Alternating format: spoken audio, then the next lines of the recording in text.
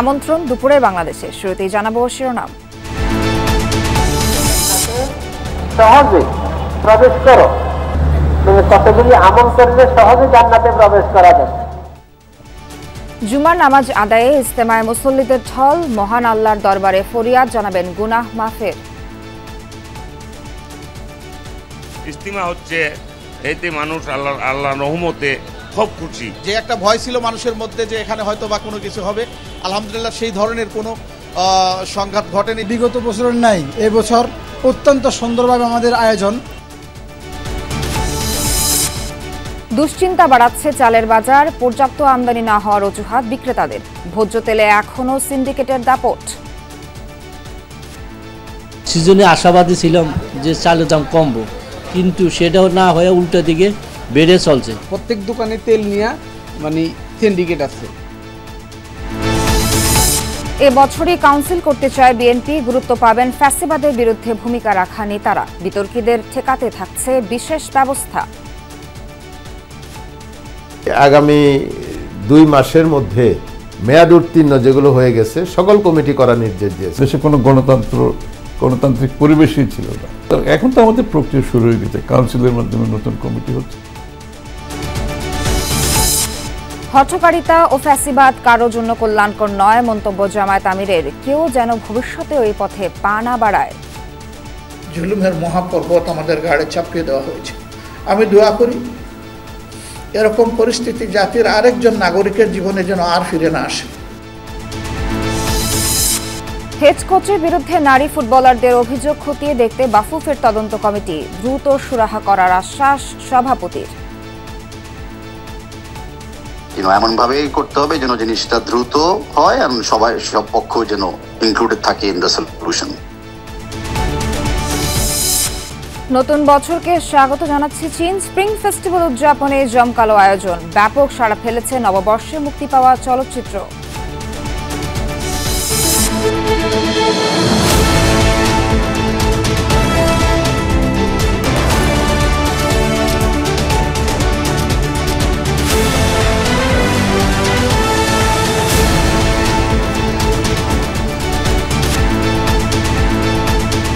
দর্শক, এতক্ষণ শিরোনাম জানাচ্ছিলাম। এছাড়াও দেশ বিদেশের আরো খবর নিয়ে দুপুরে বাংলাদেশে আপনাদের সঙ্গে আছি আমি নাবিলা সোহার। টঙ্গীর তুরাগ তীরে আমবয়ানের মধ্য দিয়ে শুরু হয়েছে বিশ্ব ইজতেমার 58তম আসরের প্রথম পর্ব। ফজরের নামাজের পর পাকিস্তানের মাওলানা জিয়াউল হক বয়ান করেন। কিছুক্ষণ আগে শেষ হয়েছে খিত্তায় খিত্তায় তামিলের আমল, ইমান আকিদার আমল। এখন চলছে জুমার নামাজের খুতবা। আজকের জুমা ইমামতি করবেন মাওলানা জোবায়ের। শুরা নিজামের অনুসারীদের আয়োজনে বিশ্ব ইজতেমা মাঠ লাখো লাখো মুসল্লিদের উপস্থিতিতে কানায় কানায় পূর্ণ। এই ধাপে ঢাকার একাংশ সহ মোট 41 জেলার মুসল্লিরা অংশ নিয়েছেন। এছাড়া 30টির বেশি দেশের হাজারো বিদেশি মেহমানও ইজতেমায় অংশ নিয়েছেন। উর্দু ভাষার মূল বয়ানকে বিভিন্ন ভাষাভাষীর মেহমানদের জন্য বাংলা ছাড়াও ইংরেজি, আরবি, ফার্সি সহ কয়েকটি ভাষায় রূপান্তর করে শোনানো হচ্ছে। প্রথম পর্বের প্রথম ধাপ আজ থেকে রোববার আখিরি মোনাজাতের মধ্য দিয়ে শেষ হবে। এই বছরের ইজতেমা খুব সুন্দরভাবে হচ্ছে। যেই সংঘাত ছিল, যে একটা ভয় ছিল মানুষের মধ্যে যে এখানে হয়তো বা কোনো কিছু হবে, আলহামদুলিল্লাহ সেই ধরনের কোনো সংঘাত ঘটেনি। সুস্থ মাফিক ইজতিমা হচ্ছে এতে মানুষ আল্লাহর রহমতে খুব খুশি। বিগত বছরের নাই এবছর অত্যন্ত সুন্দরভাবে আমাদের আয়োজন। শৃঙ্খলা বাহিনী সবকিছু মিলিয়ে, তাছাড়া সর্বপ্রথম আমি যে কথাটা বলবো, 2 পর্বের হওয়ার কারণে সুন্দরভাবে শৃঙ্খলাভাবে আমাদের আয়োজন সুন্দরভাবে চলতেছে। এ বিষয়ে আরো জানাতে ইজতেমা ময়দান থেকে যোগ দিচ্ছেন সহকর্মী শামীম রেজা। শামীম, জুমার নামাজের ঠিক আগ মুহূর্ত, মুসল্লিদের নামাজের প্রস্তুতি সহ সার্বিক পরিস্থিতি জানতে চাই।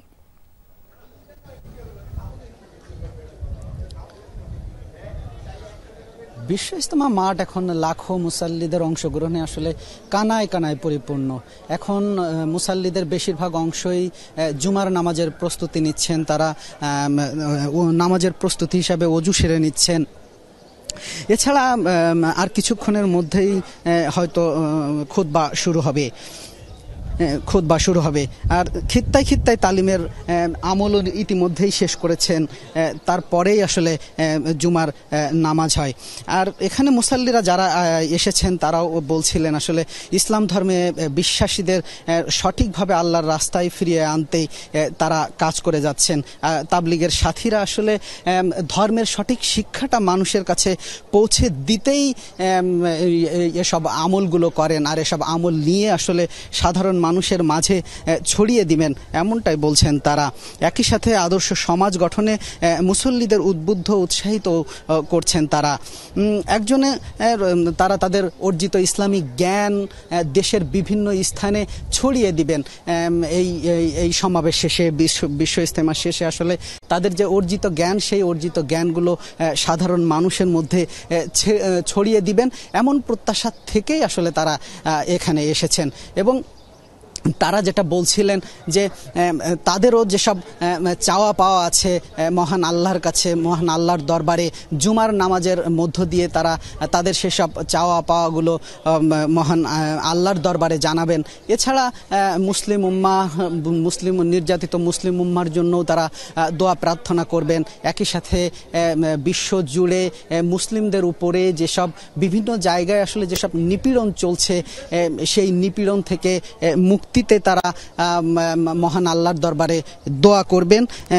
এছাড়া বর্তমানে আমাদের বাংলাদেশ জুড়েও যেসব অস্থিরতা চলছে, রাজনৈতিক অস্থিরতা, সামাজিক অস্থিরতা, সব কিছু থেকে আসলে মুক্তি লাভে মহান আল্লাহর দরবারে প্রার্থনা করবেন এমনটাই বলছেন বিশ্ব ইজতেমায় অংশ নেওয়া মুসাল্লিরা। সোহার, শামীম, ধন্যবাদ আপনাকে। দুশ্চিন্তা বাড়াচ্ছে চালের বাজার। এমন মৌসুম শেষের 1 মাস পেরোলেও অগ্নি মূল্যে আটকে আছে দাম। ব্যবসায়ীদের যুক্তি, চাল আমদানিতে ব্যবসায়ীদের অনীহা আছে। মূল কারণ ডলারের চড়া দাম, আর তার উপর মিল আর কোম্পানির কারসাজি তো আছেই। এই অবস্থায় সরু চাল কিনতে গিয়ে ভিড়মি খাবার দশা ক্রেতাদের। বাজার দর আদতে কে সামলাচ্ছে প্রশ্ন তাদের। আরো জানাচ্ছেন সহকর্মীরা। যেহেতু মাসের শেষ, সাধারণত এই সময়টায় ক্রেতাদের আনাগোনা এমনিতেই চালের বাজারে কম থাকে, কেননা সবাই একটু বেতন হবার জন্য অপেক্ষা করে যে তারপরে তারা চালটি কিনবেন। যে কারণে ছুটির দিনে রাজধানীর কারওয়ান বাজারের যে চালের আড়ত, সেখানে আমরা খুব বেশি ভিড় দেখতে পাচ্ছি না। কিন্তু তাতে কি চালের দাম কমে গেছে? প্রশ্নের উত্তর হলো কমেনি, আগের মতোই চড়া দামে বাজার স্থিতিশীল রয়েছে। মাঝে আমরা শুনতে পাচ্ছিলাম যে আড়ত পর্যায়ে বিয়ার, আঠাশ, পাইজাম, স্বর্ণা অর্থাৎ মোটা যেসব চাল, সেগুলোর দাম কেজিতে 1 থেকে 2 টাকার মতো কমেছে, কিন্তু খুচরা বেচাকেনা যখন আমরা হতে দেখছি সেখানে কিন্তু আমরা সেই প্রভাব দেখতে পাচ্ছি না।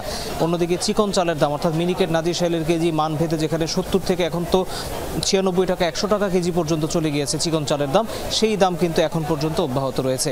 সিজনে আশাবাদী ছিলাম যে চালের দাম কমবো, কিন্তু সেটাও না হয়ে উল্টা দিকে বেড়ে চলছে। যে চাউল আমদানি হয়েছে আমাদের মুসলিম মার্কেটে 2-4 বস্তা করে আসছে, এর বেশি দেখি না আমরা। ক্রেতারা প্রশ্ন তুলছেন যে চালের মজুদ যদি হয়েই থাকে এবং সেটি যদি কৃষকের চড়া যে উৎপাদন খরচ, সেটির কারণে যদি এখন চালের দাম বেড়ে থাকে, সেটি সরকারের কাগজে কলমে কিংবা একদম আনুষ্ঠানিকভাবে ঘোষণা দিয়ে বলে দেওয়া উচিত। অবাক যে এই ধরনের অভাব না, কারণ আমরা নিম্নতার মানুষ, আমরা এত টাকা তো বুঝেন না, আমাদের তো সামান্য ব্যবসা বাণিজ্য এগুলো দিয়ে আমরা অনেক কষ্টে চলতে হয়।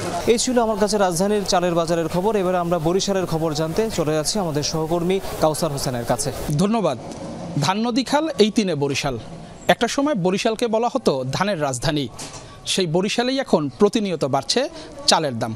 65 থেকে 70 টাকার নিচে পাওয়া যায় না দেশীয় জাতের মোটা চাল। আর গরিবের মোটা খ্যাত বুলেট বা গুটি স্বর্ণার প্রতি কেজির দাম 50 টাকা। খাল বাঁধারে বিভিন্ন কায়দায় পানি উঠিয়ে যায়, ফসল করতে পারে না, যার জন্য বাজার ওদিকে ফসল কম হয়। মিল মালিকরা রয়েছেন, তারা চালের যে দাম নির্ধারণ করে দেয়া হয় সেই দামই এখানকার ব্যবসায়ীদের চাল কিনতে হয়। পাশাপাশি যোগ হয় পরিবহন ও লেবার খরচ। 1 মাস আগেই 1 লাফে বিভিন্ন ধরনের চালের দাম প্রতি কেজিতে বেড়েছিল 5 থেকে 10 টাকা পর্যন্ত। চালের বাজারটা সবচেয়ে বেশি আপ ডাউন করে। যখনই ধানের বাজারটা বৃদ্ধি হয় তখন মিল মালিকটা রেট বাড়াই দেয়। ধানগুলা কুষ্টিয়া, বগুড়া, রংপুর, দিনাজপুর এই অঞ্চলে চলে হয়। উত্তর অঞ্চলের চালের খবর জানতে চলে যাব কুড়িগ্রামের সহকর্মী নাজমুল হোসেনের কাছে। ধন্যবাদ। এই মুহূর্তে রয়েছি কুড়িগ্রামের সবচেয়ে বড় চালের বাজার জিয়া বাজারে। ব্যবসায়ী এবং ক্রেতাদের মাধ্যমে জানতে পেরেছি গেল 1 সপ্তাহে শুধুমাত্র মোটা চালের দাম কমেছে, অন্যান্য চালের দাম কমেনি। বিক্রেতাদের অভিযোগ, ডলারের দাম বেড়ে যাওয়া, যারা চাল আনতেছে ইম্পোর্ট করে তাদেরও লস হচ্ছে। আমরাও নিয়ে আসতেছি, কিন্তু অত একটা যে কমতেছে তা কমতেছে না, ডলারের কারণে সমস্যাটা দেখা দিচ্ছে। আগে যেমন যদি দিনে 100 বস্তা 25 কেজি বস্তা 100টা বেচতাম, এখন 20-22টা বিক্রি হচ্ছে। ক্রেতারা বলছেন কুড়িগ্রামে অর্থনৈতিক অসচ্ছলতাটা বিরাজ করছে। এর প্রধান কারণ স্থায়ী কোনো কর্মসংস্থান নেই। খাওয়া লাগছে, আয় উন্নতি তো নাই, চাউলের রেটটা বেশি। 60-70 টাকা চাউল, মনে কর 2-250 টাকা কাজ করে আনাজের দামে হয় না। এই ছিল উত্তরাঞ্চলের চালের বাজারের খবর। এদিকে রাজধানীর মাছ বাজারে অস্বস্তি কাটেনি। চড়া দামে বিক্রি হচ্ছে ইলিশ ও চিংড়ি। সপ্তাহের ব্যবধানে অন্য মাছের দামও বেড়েছে অন্তত 50 টাকা। এজন্য যোগান সংকট ও পরিবহন খরচকে দুষছেন বিক্রেতারা। সবজির বাজারে স্বস্তি থাকলেও ভোজ্য তেলের সিন্ডিকেটের দাপট কমেনি। রয়েছে সয়াবিন তেলের সরবরাহ সংকট। বেশ কিছুদিন স্থিতিশীল থাকার পর এবার দামের আঁচ লেগেছে মাছের বাজারে। সপ্তাহের ব্যবধানে সব জাতের মাছ কেজিতে 40 থেকে 50 টাকা পর্যন্ত দাম বেড়েছে। অস্বাভাবিক বেশি দামে বিক্রি হচ্ছে ইলিশ ও চিংড়ি। 1 কেজি আকারের ইলিশের জন্য গুনতে হবে 2500 টাকা। 1200 থেকে 1500 টাকার নিচে মিলছে না গলদা ও বাগদা চিংড়ি। এমনকি চাষের রুই কাতলার জন্য দিতে হবে 400 থেকে 450 টাকা। অনেক বেশি দাম। এটা তো মনে করেন অনেক সময় দেখা যাচ্ছে গরিব মানুষ কিনতে পারবে না, এগুলো তো বড় লোক যারা যাদের কাছে টাকা পয়সা আছে তারাই কিনতে পারে। মাছের দাম যে আঙ্গুলাহীন গরিব মানুষের কেনার মতন সম্ভাবনা। এই আধা কেজি কাজ কিনিতে আসি, আজকে 1 সপ্তাহ ঘুরে আধা কেজি কাজ কিনেই 400 টাকা কেজি। ট্যাংরা মাছটাই গত সপ্তাহে কিনেছি আমি 700 করে, আজকে 1000 টাকা। দাম বৃদ্ধির জন্য হঠাৎ করেই মাছের যোগান কমে যাওয়া এবং অতিরিক্ত পরিবহন খরচকে দুষছেন বিক্রেতারা। গাড়িও ঠিকমতো ঢোকে না, ইস্তেমার জামজট, আবার জামজট রাস্তায় বেশি, এজন্য গাড়ি ঢোকে না, মাছের দাম বেশি। গেল সপ্তাহের সাথে আজকে একটু ভাই দাম কেজিতে 20-30 টাকা বেশি। মাল আছে আরও, তো কিন্তু বাজারে তো কাস্টমার নাই। রাস্তা আটকায় নিয়ে ওইটা কোনো দিক দিয়ে ঘোরা যায় না, রিক্সা ভিতর থেকে ঘুরে মাল নিয়ে আসা লাগে। সবজি কেনায় এখনও স্বস্তি মিলছে। বেশিরভাগ সবজি মিলছে 30 থেকে 40 টাকা কেজিতে। তবে প্রতি কেজি করলা, বরবটি, চিচিঙ্গা, ঢেঁড়সের জন্য দিতে হবে 80 থেকে 120 টাকা পর্যন্ত। করলা যেমন 100 টাকা, বরবটি 100 টাকা, তারপরে সিমের বিচি 100 টাকা। গ্রীষ্মকালীন নতুন সবজি যে নামতেছে কম অল্প অল্প নামতেছে, দামটা একটু বেশি। আর শীতকালীন যে সবজি এর দামটা একটু কম। ভোজ্য তেলের সংকট তৈরি হয়েছে মুদি দোকানে। সয়াবিন তেলের পর্যাপ্ত সরবরাহ নেই। সিন্ডিকেট করে সংকট তৈরি করা হচ্ছে এমন অভিযোগ খুচরা বিক্রেতাদের। দাম বাড়ানো উচিলে দিয়ে তেল দিচ্ছে না বাজারে, দাম বাড়বে তারপর তেল দিবে। দাম বাড়ানোর পরেও তেমন একটা তেল দেয় নেই। কোনো একটা কোম্পানি এছাড়া আমাদের কাছে আজকে 2 মাস ধরে আসে না, অর্ডার কাটে না। তো আমরা তীর কোম্পানির ডিলারের মাধ্যমে কিছু তেল পাই।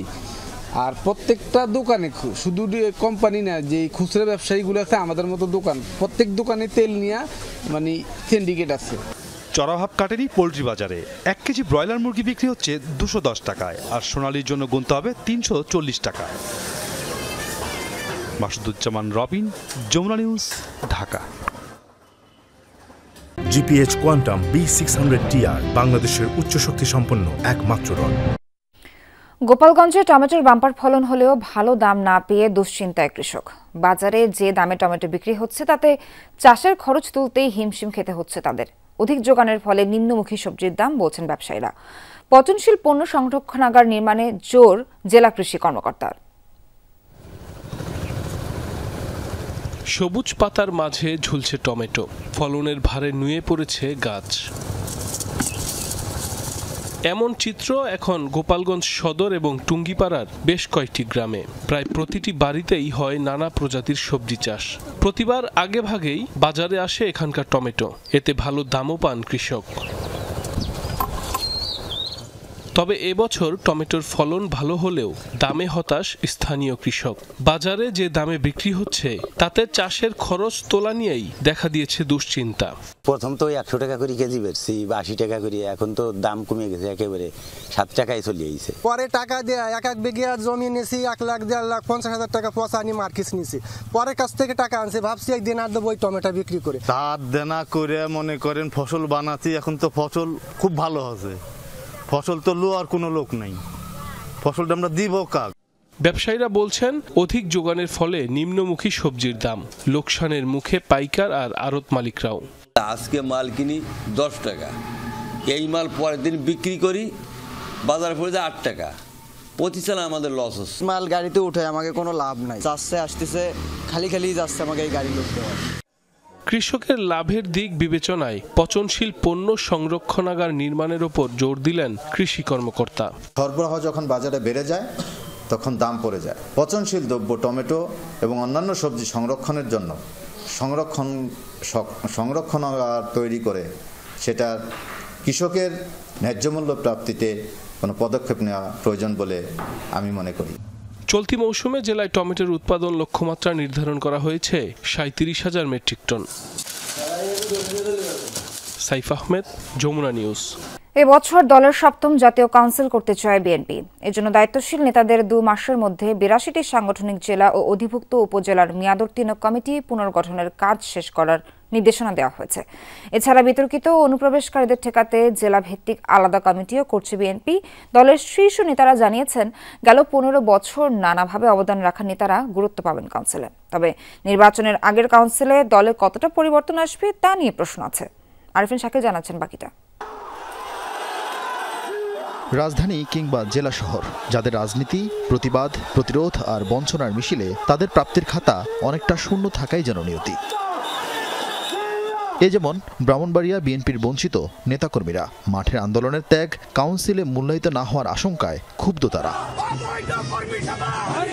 নানা বলয় আর অনিয়মের রাজনীতির কারণে এভাবে সারা দেশে বঞ্চিত বিএনপি নেতাকর্মীর সংখ্যা কম নয়। তাদের অভিযোগ, আওয়ামী লীগ সরকারের পতনের পর দলে বাড়ছে অনুপ্রবেশকারী আর বিতর্কিতদের সংখ্যা। দলের সর্বস্তরে এদের বিরুদ্ধে একাট্টা হতে চান পরীক্ষিতরা।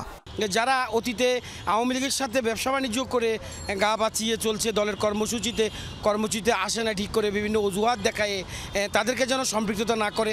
আপনার ভাইস্তারে একটা নিয়ে এসে পদ দিয়ে দিলেন। আপনার গোষ্ঠীর যে 5 তারিখের আগে তার কোনো অবদান ছিল না তার গ্রুপ বাড়ি করার জন্য।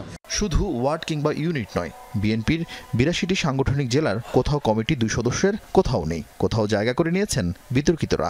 এর চেয়ে জীর্ণদশা থানা, পৌরসভা, ইউনিয়ন কমিটির। এমন বাস্তবতায় দল পুনর্গঠনে ইউনিট ভিত্তিক কাউন্সিল শুরু করেছে বিএনপি। বিতর্কিতদের ঠেকাতে 10 সাংগঠনিক বিভাগের জন্য করা হয়েছে পৃথক কমিটি। এই বছরের মধ্যেই আমাদের একটা জাতীয় কাউন্সিলের চিন্তা আমাদের হাইকমান্ডে চিন্তার মধ্যে আছে। এটাকে লক্ষ্য রেখে আগামী 2 মাসের মধ্যে মেয়াদ উত্তীর্ণ যেগুলো হয়ে গেছে সকল কমিটি করার নির্দেশ দিয়েছে। গণপ্রতিনিধিত্ব অধ্যাদেশ অনুযায়ী নিবন্ধিত রাজনৈতিক দলের 3 বছর পর পর কাউন্সিল করার বিধান রয়েছে, কিন্তু বিএনপির সবশেষ জাতীয় কাউন্সিল হয়েছে 9 বছর আগে 2016 সালে। যদিও গঠনতন্ত্রের ক্ষমতা বলে এ সময় দলের একাধিক পদে রদবদল করেছেন বিএনপির ভারপ্রাপ্ত চেয়ারম্যান তারেক রহমান। এরপরও স্থায়ী কমিটির সহ শূন্য আছে বিএনপির নির্বাহী কমিটির 120টি পদ। গত বছরগুলোতে আমাদের মানে টিকে থাকার সংগ্রাম ছিল, বেঁচে থাকার সংগ্রাম ছিল। তাছাড়া দেশে কোনো গণতান্ত্রিক পরিবেশই ছিল না। এখন তো আমাদের প্রক্রিয়া শুরু হয়ে গেছে, কাউন্সিলের মাধ্যমে নতুন কমিটি হচ্ছে এবং এগুলো শেষ হলে আমাদের কেন্দ্রীয় কাউন্সিল হবে। বিএনপিতে আলোচনা আছে তারেক রহমান দেশে ফিরে দলের 7ম জাতীয় কাউন্সিলের সভাপতিত্ব করবেন। সেই সম্ভাব্য সময় হতে পারে জুলাই কিংবা আগস্ট মাস। শেষ পর্যন্ত বিএনপির কাউন্সিল হলেও তাতে বড় ধরনের কোনো চমক থাকবে না। কারণটা পরিষ্কার, আগামী সংসদ নির্বাচনকে সামনে রেখে দলের নেতৃত্ব নিয়ে বড় ধরনের কোনো ঝুঁকি নিতে নারাজ বিএনপির হাইকমান্ড। আরিফিন শাকিল, যমুনা নিউজ, ঢাকা। হঠকারিতা ও ফ্যাসিবাদ কারোর জন্য কল্যাণকর নয়, এ মন্তব্য করেছেন জামায়াতের আমির ডক্টর শফিকুর রহমান। রাজধানীর বড় মগবাজারে সাবেক এমপি হাফিজা আসমা খাতুনের স্মরণে দোয়া মাহফিল অনুষ্ঠানে যোগ দেন তিনি। এ সময় তিনি আরো বলেন, জাতি যেন জুলাই অভ্যুত্থান থেকে শিক্ষা নেয়, কেউ যেন ভবিষ্যতে একই পথে পা না বাড়ায় সেটি নিয়েও সতর্ক করেন তিনি। বলেন, বিগত সময়ে জুলুমের পর্বত জামায়াতের ঘাড়ে চাপিয়ে দেওয়া হয়েছিল। জামায়াতে আমির দুঃখ প্রকাশ করে বলেন, পরিস্থিতি এমন ছিল যে নিজের মা ও বাবার জানাজার নামাজেও অংশ নিতে পারেননি অনেকেই।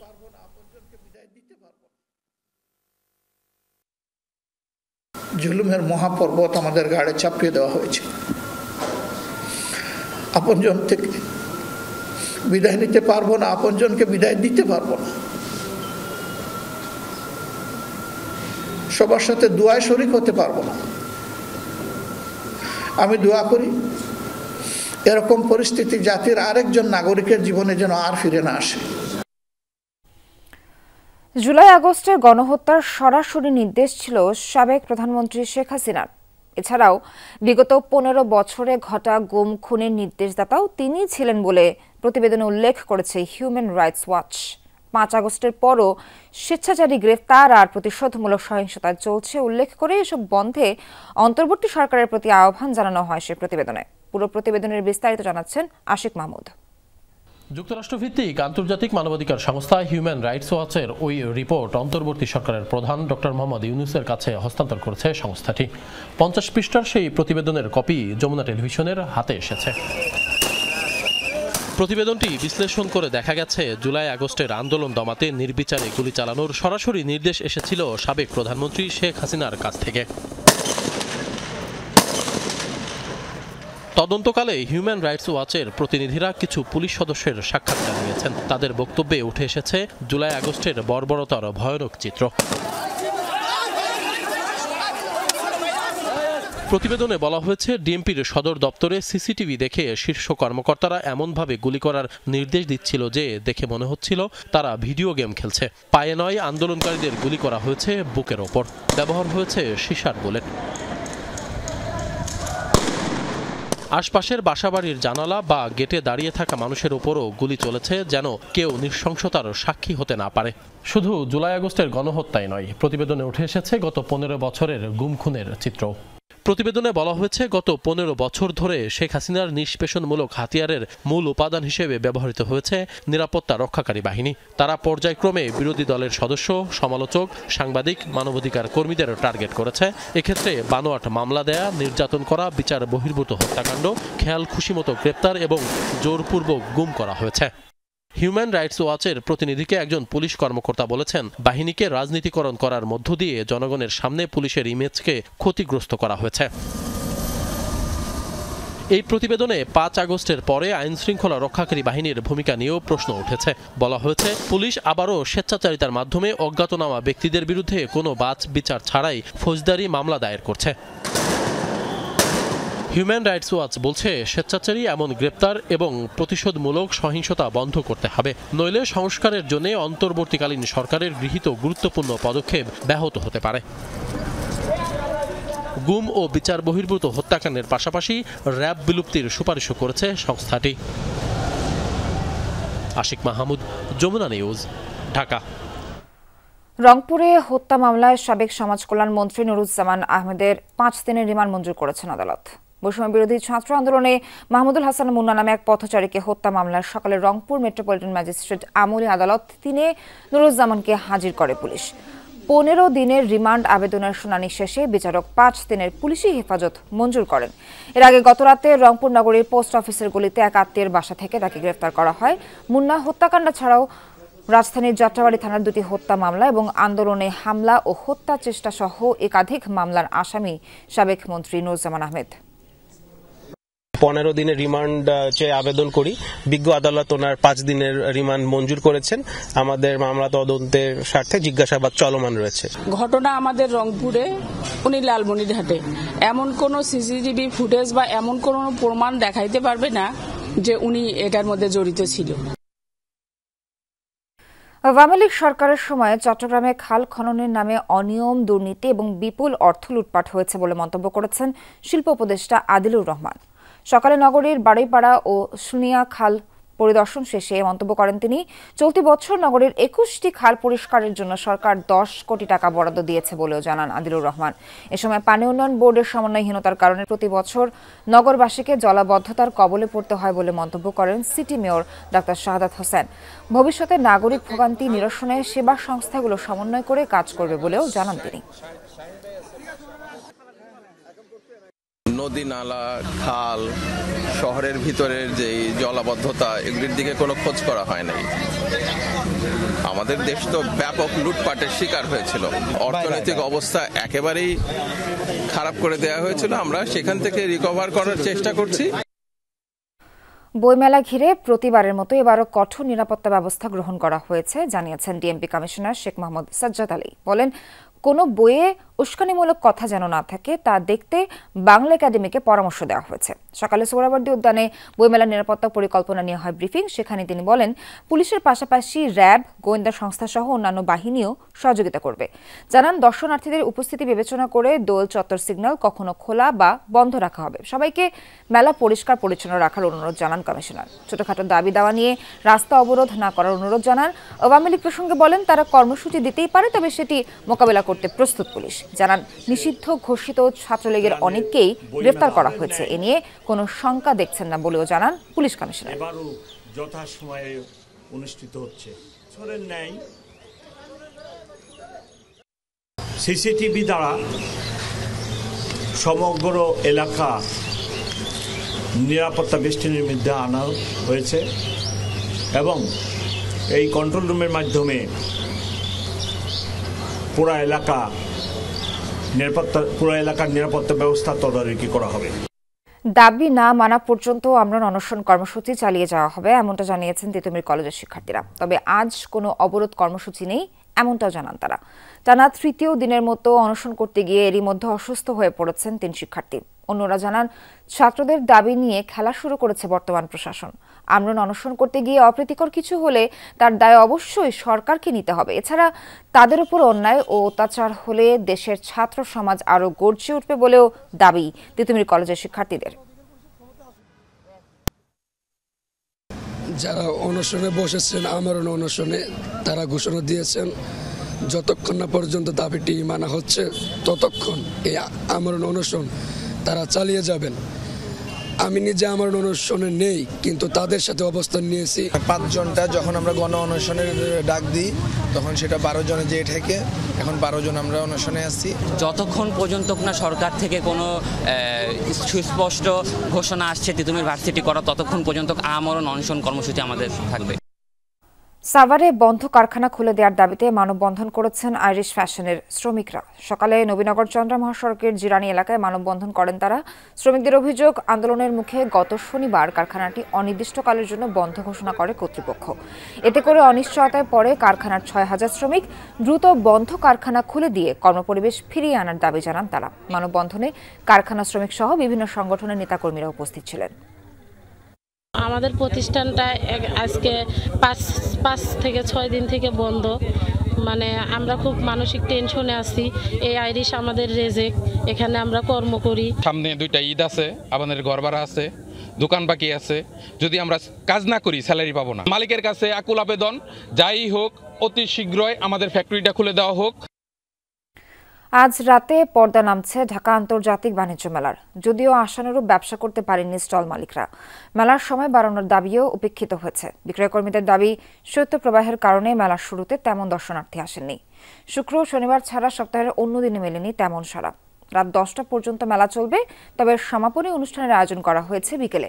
প্রধান অতিথি থাকবেন বাণিজ্য উপদেষ্টা শেখ বশিরউদ্দিন। ইপিবি জানিয়েছেন, বিভিন্ন ক্যাটাগরিতে পুরস্কৃত করা হবে স্টল ও প্যাভিলিয়নের উদ্যোক্তাদের। এদিকে সকাল থেকে রাজধানী ও আশপাশের এলাকা থেকে আসতে শুরু করেছেন দর্শনার্থীরা। মূল্য ছাড়ের সুযোগ নিচ্ছেন তারা। বিক্রেতারাও চাইছেন শেষ সময়ে স্টক খালি করতে।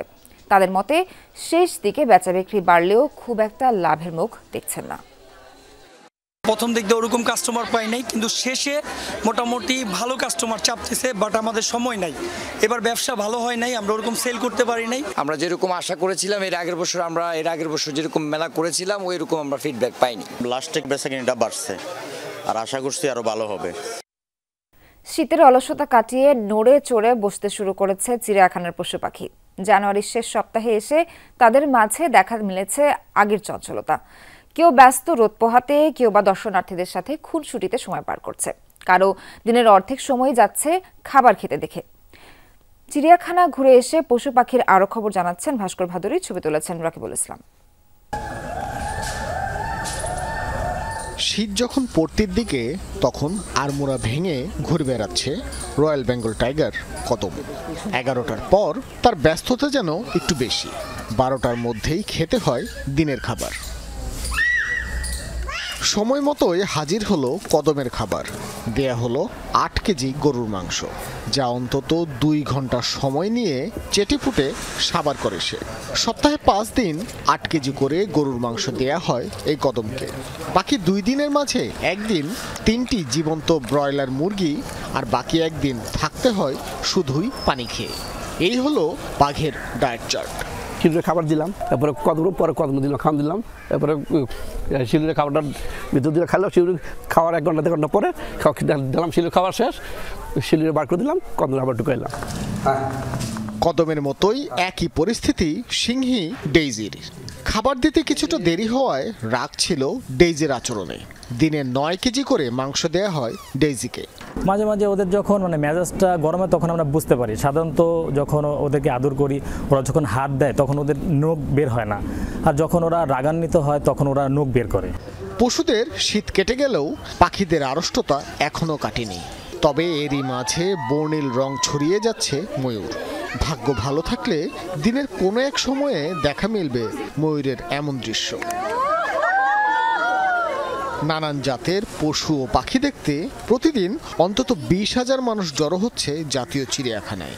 শিশুরা খুশি থাকলেও বড়দের মাঝে চিড়িয়াখানার পরিবেশ নিয়ে আছে ক্ষোভ।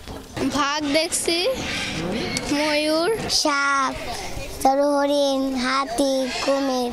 জিব্রাগুলো দেখলাম, জেরাফগুলো দেখলাম, ওখানে পায়ে চলার রাস্তাটা খুব একটা ভালো না, তো বিশেষ করে কাদার দিনে আরও কষ্ট হবে আর কি। 20 বছর পর আমি আসছি।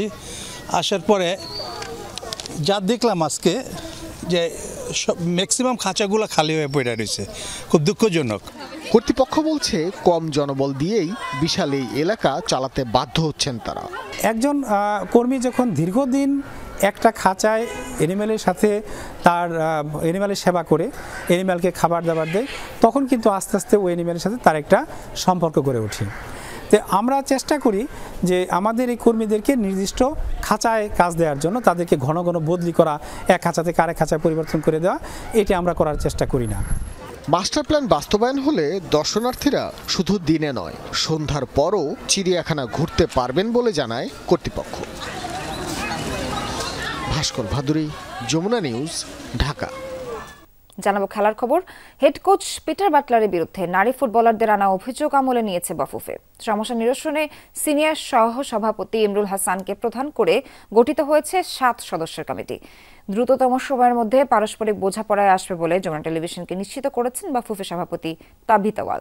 নারী ফুটবলারদের বিদ্রোহ ফুটবলের চলমান প্রক্রিয়ার অংশ বলেছেন তিনি। নারী ফুটবলারদের কোচ বিরোধী আন্দোলনে গুমট পরিস্থিতি বাফুফেতে। পিটার বাটলারের অধীনে খেলতে অস্বীকৃতি জানিয়ে নিজেদের বিদ্রোহ জারি রেখেছে সাবিনা কৃষ্ণারা। মানসিক নিপীড়নের পাশাপাশি কোচের বিরুদ্ধে আনা হয় ব্যক্তিগত জীবনে অযাচিত হস্তক্ষেপের অভিযোগ। বাটলারকে বহাল রাখলে সিনিয়র ফুটবলারদের গণ অবসরের হুঁশিয়ারিতে টালমাটাল অবস্থায় বাফুফে। ঋতু শামসুন্নাহারদের অভিযোগ আমলে নিয়ে বৃহস্পতিবার রাতেই জরুরি সভায় বসে দেশের ফুটবলের সর্বোচ্চ সংস্থাটি। সমস্যা খতিয়ে দেখতে সিনিয়র সহসভাপতি ইমরুল হাসানকে প্রধান ও সহসভাপতি ফাহাদ করিমকে ডেপুটি চেয়ারম্যান করে 7 সদস্যের কমিটি গঠন করেছে বাফুফে। দ্রুততম সময়ের মধ্যে পারস্পরিক বোঝাপড়ায় সমাধান আসবে বলে লন্ডন থেকে যমুনা টেলিভিশনকে জানান বাফুফে বস তাবিথ আউয়াল। সব দিকেই সলিউশন একটা আসবে, সবকিছুতে নজরে আছে, there will be definitely a mutual solution সব জায়গা থেকে। এটা আজকে রাতে জানাচ্ছি, এখন তো এখনো একটু ডিসকাশন এন্ড ব্রেইনস্টর্মিং চলতেছে। এমন ভাবেই করতে হবে যেন জিনিসটা দ্রুত হয় এবং সব পক্ষ যেন ইনক্লুডেড থাকে ইন দ্য সলিউশন। দেশের ইতিহাসে টানা 2বার সাফ জয়ের মাধ্যমে অনন্য নজির তৈরি করে নারী ফুটবলাররা। তবে দিন শেষে কোচ ইস্যুতে ঘোলাটে পরিস্থিতি ভালো কিছুর ইঙ্গিত দেয় না দেশের ফুটবলে। যাদের হাত ধরে রচিত হয়েছে ইতিহাস, তাদের অস্তিত্ব রক্ষার এই আন্দোলনে বাফুফে বিব্রত নয় বলছেন তাবিথ আউয়াল।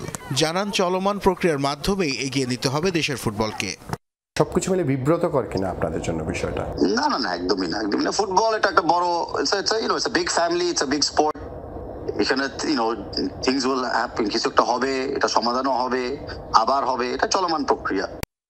গত বছর নেপালের সাফ চ্যাম্পিয়নশিপে সিনিয়র ফুটবলারদের সাথে দূরত্ব তৈরি হয় হেড কোচ পিটার বাটলারের। বিষয়টিকে বিবেচনায় না নিয়ে আবারও ইংলিশের সাথে চুক্তি বাড়ানোয় হতাশ সাবিনা মারিয়ারা। বাফুফে খুবই রিজিড এই স্থান থেকে সরবে না, এরকম তারা একটা ভয় পাচ্ছে। সেরকম কি ব্যাপারটা নাকি আসলে আপনি ফুটবলের সাথেই সব ধরনের? কোয়েশ্চেনটা একটু লিডিং হয়ে যাচ্ছে, আমি ডাইরেক্টলি উত্তর দিচ্ছি না। আমি জাস্ট যদি আমরা জিনিসটাকে যদি সিনসিয়ারলি দেখি, ডিটেলসে আলোচনা করি, ডেফিনেটলি একটা মিউচুয়াল সলিউশন আসবে, যেটা আমি ভেরি কনফিডেন্ট। নারী ফুটবলে উদ্ভূত পরিস্থিতি নিরসনে গঠিত কমিটিকে 7 দিনের মধ্যে প্রতিবেদন জমা দিতে বলা হয়েছে। দুপক্ষের সাথে আলোচনা করে পরিস্থিতি বিশ্লেষণ করবেন তারা। নাসিফ শুভ, যমুনা স্পোর্টস, ঢাকা। শেষ করব চীনা নববর্ষ উদযাপনের খবর জানিয়ে। চীনা নববর্ষ বা স্প্রিং ফেস্টিভ্যাল উদযাপন করতে সাজ রব চীন জুড়ে। নানা রকম সাংস্কৃতিক আয়োজন ও বিনোদনমূলক কর্মকাণ্ডের মাধ্যমে নতুন বছরকে স্বাগত জানাচ্ছে চীনারা। ব্যাপক সাড়া ফেলেছে স্প্রিং ফেস্টিভ্যাল উপলক্ষে মুক্তি পাওয়া চলচ্চিত্রগুলো। প্রথম দিনে রেকর্ড আয় $260 মিলিয়ন। ছোট বড় সকল প্রেক্ষাগৃহে দর্শকদের উপচে পড়া ভিড়।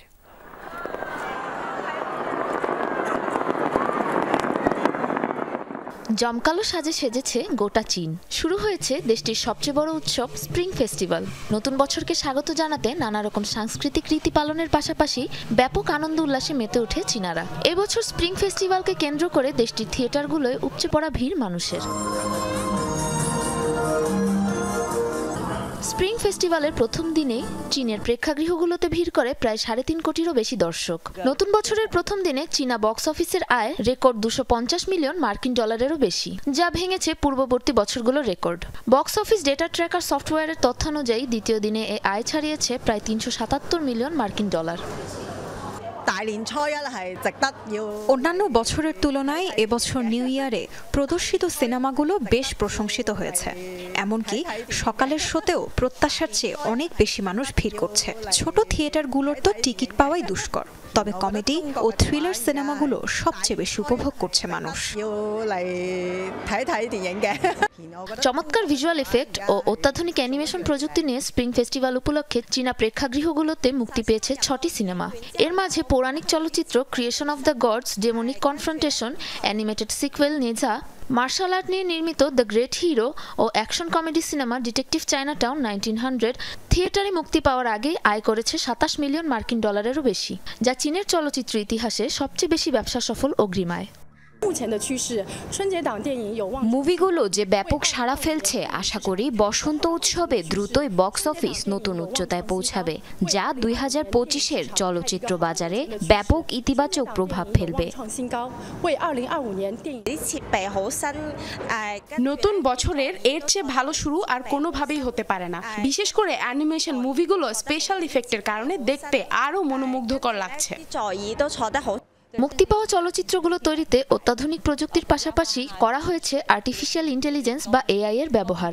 বৈচিত্র্যময় এই অভিজ্ঞতা নিতে পরিবার ও প্রিয়জন নিয়ে সিনেমা থিয়েটারে আসছেন চলচ্চিত্রপ্রেমীরা। সাবরিনা নুসরাত, যমুনা নিউজ। দর্শক, এবারে বিদায় নিচ্ছি দুপুরে বাংলাদেশের প্রথম ঘন্টা থেকে। পরের ঘন্টা খবর নিয়ে ফিরবেন সহকর্মী শাওন দত্ত। দেখার আমন্ত্রণ রইল।